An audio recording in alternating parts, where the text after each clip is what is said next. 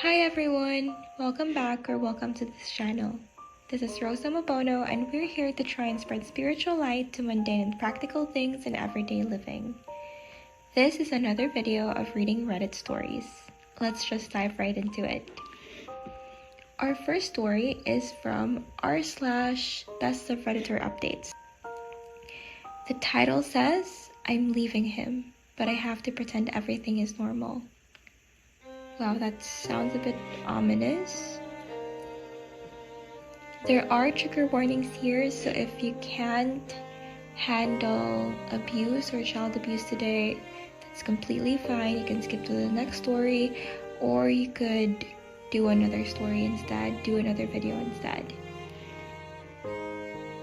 Okay, the post goes, "My boyfriend and I have been together since 2022. The night after our first date, he got angry because his TV froze and threw the remote, slammed his bedroom door, shut off the lights, and told me he was going to bed, so I should too. I should have left then, but I didn't. He's continued having outbursts like this when angry or frustrated for the past 2 years. He would calm down and apologize and tell me he would do better and I didn't deserve that, and I would tell him it's okay. Summer of 2023, he quit his job, and shortly after, we found out I was pregnant. I work as a waitress, so we were forced to move in with his family. He told me it would be temporary, but didn't even start looking for or get a new job until that winter. The entire time he expected me to have saved up all the money we needed to move while also getting ready for our baby. We were finally kicked out of his parents' home due to his mood swings, which caused them to fight frequently. Our baby got here in spring of 2024, and 2 weeks later, he quit his job again. I have now been expected to pay all the bills while also walking on eggshells to avoid his anger. The outbursts have ramped up since the arrival of my son, and he has been throwing things when angry, which usually results in my things getting broken. Last week, he threw an insulated water bottle that almost hit the swing my son has just been taken out of. I've hit my limit. He will not change. It's been 3 months and he will not find a job. I'm tired of being scared in my own home. I'm tired of not being able to leave the house without him. I'm waiting until he has a job so I can leave while he's at work. I'm moving back to my hometown and getting a job there. I'm breaking my lease on the grounds of domestic violence. Until then, I have to act like everything is normal while I gather resources and evidence. It is so hard to pretend. And it is so hard to leave. I feel guilty because I know he can tell I'm at the breaking point. He's selling his car that does not run for scrap so we can find a way to pay bills this month. He'll be stuck without a vehicle when I leave. I'm trying not to let that keep me here. I have to think about my baby and his safety. I have to keep it together until I can get out." Ooh, that seems heavy. There are some relevant comments here. Let's read that first. One commenter says, "Waiting for him to get a job is risky. Your kid could be in kindergarten by then. Look for other opportunities." OP says, "He has an interview on Monday that I am praying and hoping pans out. He's also sick right now, so I might actually be able to leave the house without him tomorrow and let my dad know what's going on, which could help speed things along as well." Another commenter says, "See my original comment. I know what you're dealing with. Do not wait for the right time. There won't be one. It will drag on for years, believe me. Tell your dad, tell someone who will hold you accountable. Don't keep it to yourself like I did for so long." OP says, "I've told anyone I can trust to keep it from him, and that will help me.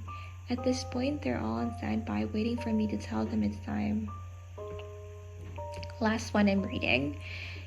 "Please just go to the next time he's out of the house for a few hours. You're not safe. Your baby is not safe. The safety of the two of you is more important than your stuff. Opie says he's never out of the house. He doesn't work. He doesn't go anywhere. I can't even go anywhere besides work without him. He's just always there. Okay, there's a few updates before the final update, but let me just give my take. So I feel like OP is not wrong for leaving. From a Catholic perspective, this actually comes across as like something really wise and honestly really brave too. Not just for OP but for their child. The church is very clear about this. Any kind of domestic violence, whether it's physical, verbal, psychological, even things like throwing or breaking stuff in anger, is serious. It's not something to excuse or minimize, especially in a home. The family is meant to be kind of domestic church. It should be a place where people feel safe, at peace, cared for. Not a place where there's fear, tension, or the sense that something could escalate at any moment. Especially with a child involved, that matters even more. There's actually a line from the US bishops that says pretty plainly that no one deserves abuse and that people aren't required to stay in dangerous situations. It's not leaving that breaks a relationship, it's actually the violence itself. So OP choosing to leave isn't a failure to forgive or a lack of faith. It's protecting the dignity or safety of both themselves and their child. That's something the church fully supports. Forgiveness can still happen, but that's something that takes time. And it doesn't mean going back into a situation where there's harm. Those are two different things. Ideally, OP should be surrounded by real support right now. Like she mentioned, she told her dad about this. People who can actually help keep things safe and stable, whether that's like local resources, church support, or trusted community, like again, her dad. And just to close, a simple prayer for protection. Lord Jesus, shield this mother and child from harm. Grant her courage to flee danger, wisdom in planning, and peace in her heart. Surround her with your angels and the support of your church. Through the intercession of Saint Monica, who endured hardship for her family's sake, lead her to safety and new beginnings. Amen. Moving on to our next Reddit story. This actually comes from r/parenting. I am not a parent myself, but I will do my best to give a good take for this one. Its title is Please Help Raising a Teenager as a Single Mom. I feel like I should give you warnings. Looking at the paragraph right now, there is some talk about suicide. So if you can't handle that today, please find another video. I have some other videos in my channel as well. You could take a look at that. Okay.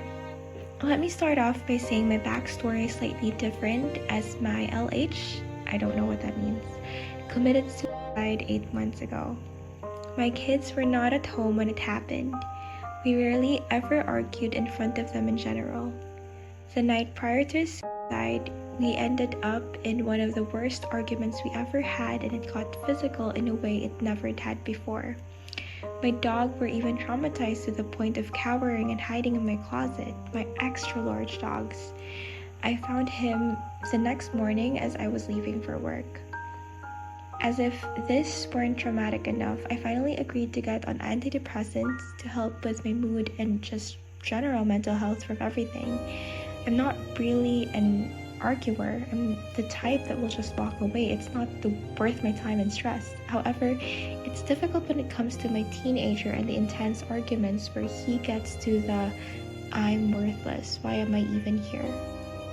has started triggering me.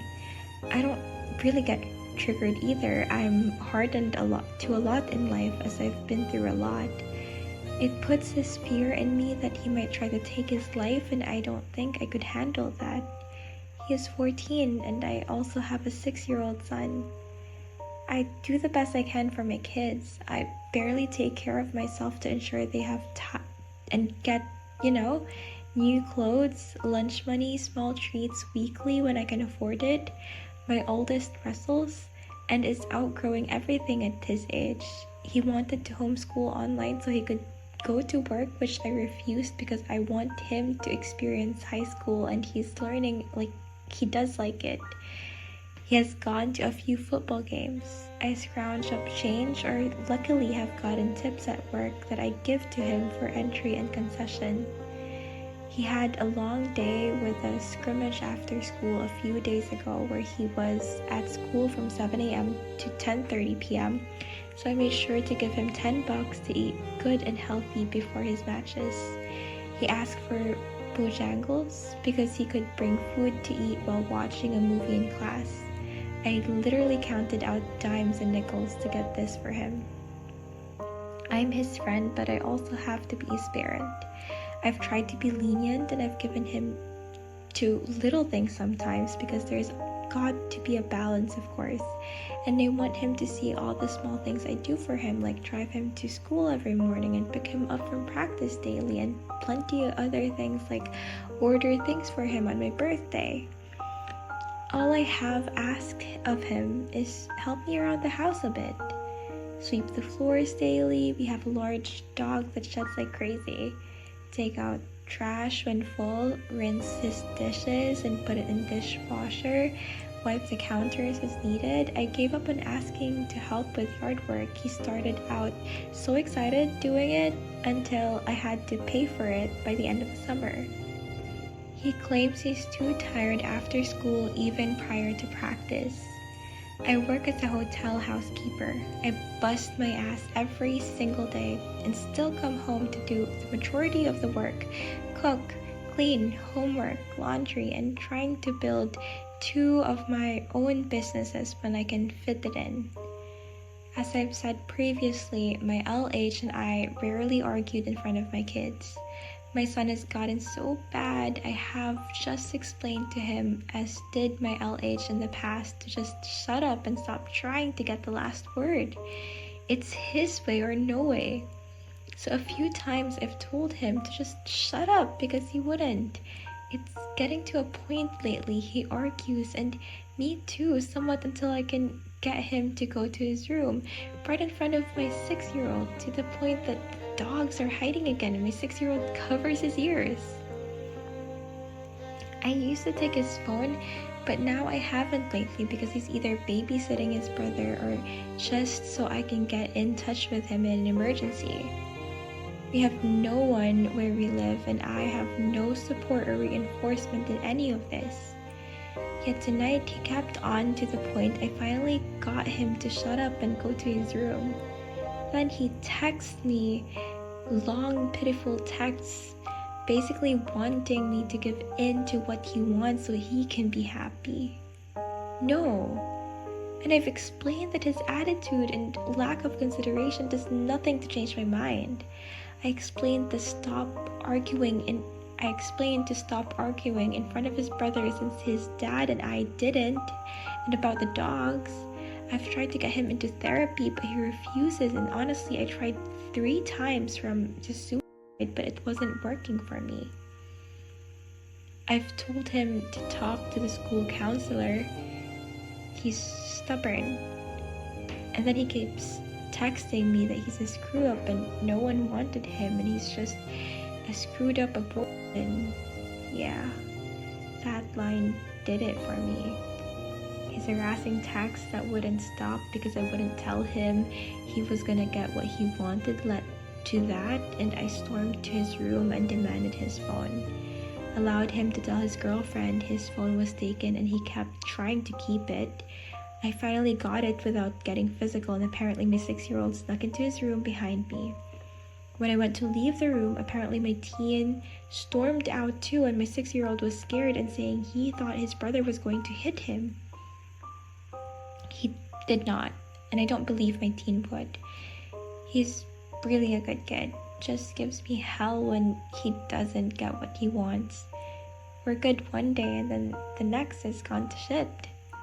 Anyways, when he makes a comments about being worthless and shouldn't be alive and shit like that, it's starting to really wear me down and stress me out. I don't think he would take his life, but didn't truly believe my husband would either. I know teens have attitudes, been there, done that, but sometimes something has to give. None of us deserve this. Should I call his doctor maybe? He's seen her since he was a baby and we absolutely adore her. Please offer me some guidance, and thank you so much in advance. Wow.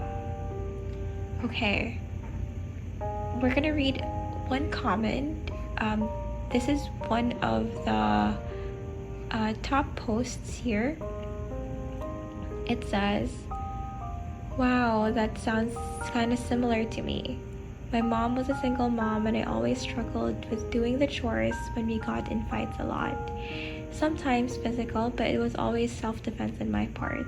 I would say that arguing back is just doing damage to the relationship further because it's not going to solve anything other than releasing pent-up anger and aggression towards each other. For me, I was already struggling with school and was exhausted due to lack of sleep, and I felt like I deserved to have time to decompress. Also, I hated when my mom told me to do anything in general because I didn't like her. The actual process of cleaning too was very frustrating because simply cleaning the bathroom wasn't enough. I had to organize every item and clear all the countertop bottles. I'll put it like this. I was a housekeeper too, and the only one who has ever complained about my cleaning has been my mom. Lol.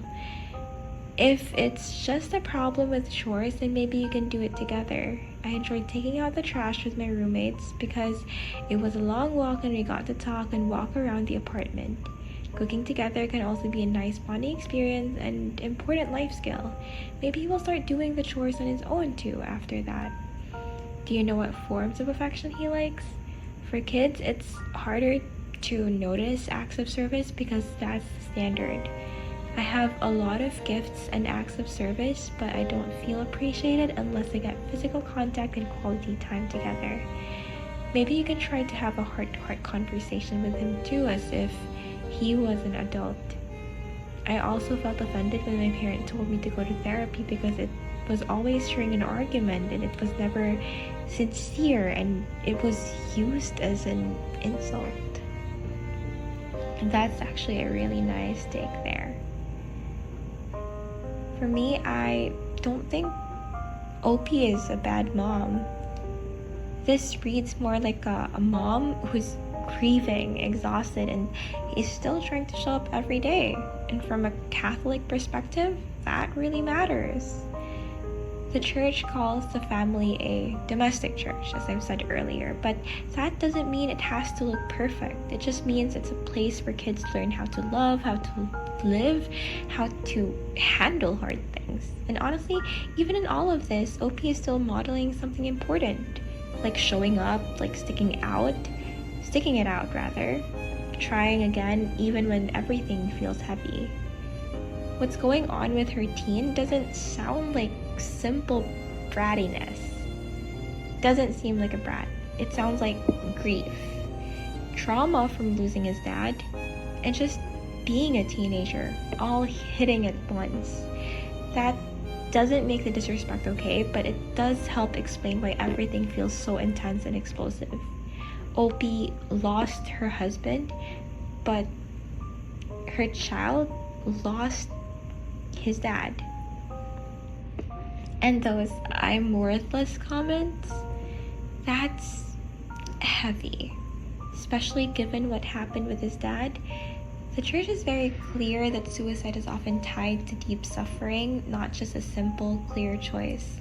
And the impact of that kind of loss in a family, especially kids, can run really deep.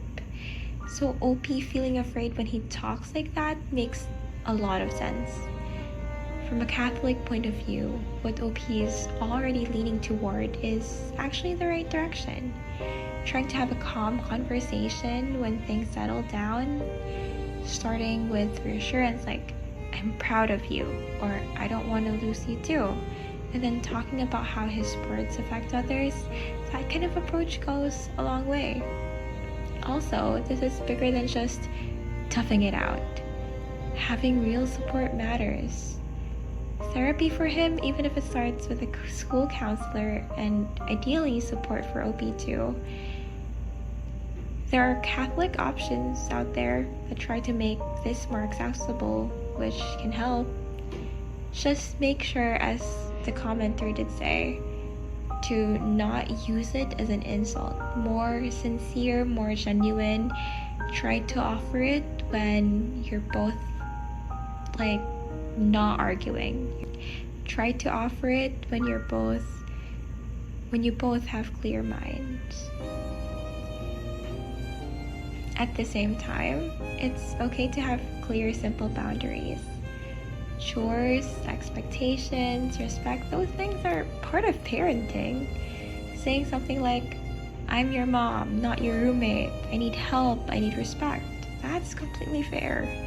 The church actually supports that kind of structure. Kids need guidance and consistency even when they push against it. And the younger son being affected by all of this matters too. Kids have a right to feel safe in their own home, emotionally as well as physically. So sending him into his room during big blow-ups, checking in with him after, trying to limit those intense moments around him, that's not avoidance, that's actually protection. Spiritually, OP doesn't have to carry this alone either. The sacraments, talking to a good priest, even small things like short nightly prayer or a decade of the rosary together can slowly shift the atmosphere over time. It doesn't fix everything overnight, but it helps. It kind of brings to mind Saint Monica and her son Augustine. She didn't have perfect words or instant results, just a lot of patience, prayer, and steady love over time. This feels like that kind of season. At the end of the day, this isn't a story about failure. It's a tired, grieving mom trying to hold things together and love her kids well in a really hard circumstance. And honestly, seeking help and setting firmer boundaries isn't failing. It's good, faithful parenting. I guess those are our 2 Reddit stories for today. The first one was quite long. The second one is a little bit long too. I hope you guys enjoyed it, and I'll see you next time.